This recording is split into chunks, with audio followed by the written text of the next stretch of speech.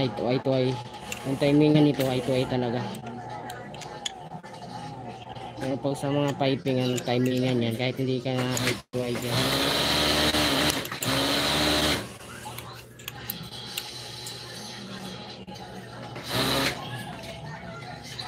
Okay, ito mag-adjust din tayo. Tutulak natin papunta ron kasi masyado siyang dalawang karayom, masyadong pagiging.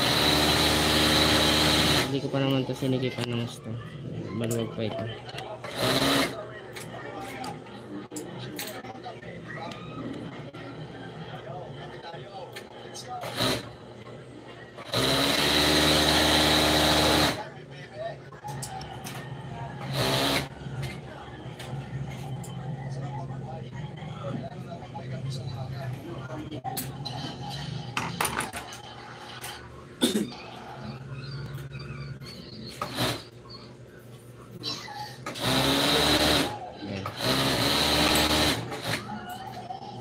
Kita natin, ayan ang muna.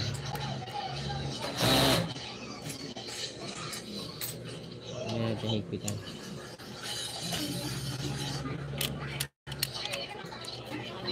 Ayan natin.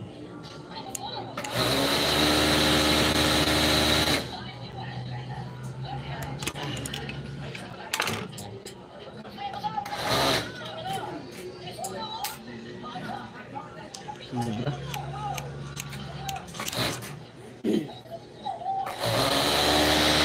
Yawang siya dito. Dapat hindi ganito. Kailangan kasi nito, pantayan lang yan dito. Hanggang dyan. At yung iba nga nakataas pa itong blade eh. Pag ganyan, pagdating dito, magpuputol talaga itong blade na to kasi wala nang.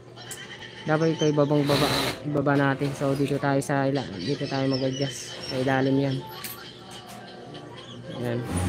Kasi nga ayun, wala, may awang siya rito.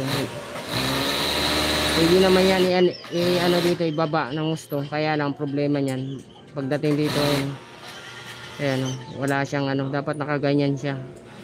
Pinakasagad para hindi mapuputol itong blade. Kaya dito sa ilalim tayo mag-adjust.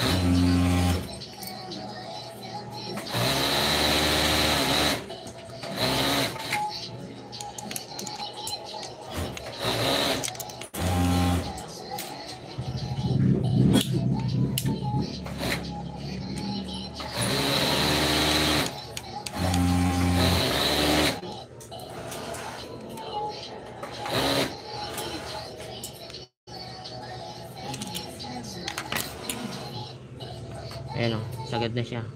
Tapos pagdating dito, naka 116 para ito kung sakaling ma-pair sa motor nitong pitik, itong blade na to, hindi siya mapuputol kasi nga naka 116.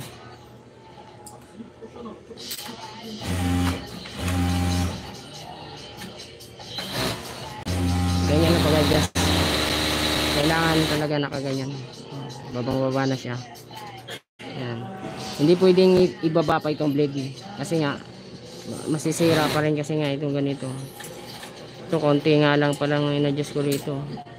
Baba pa natin ang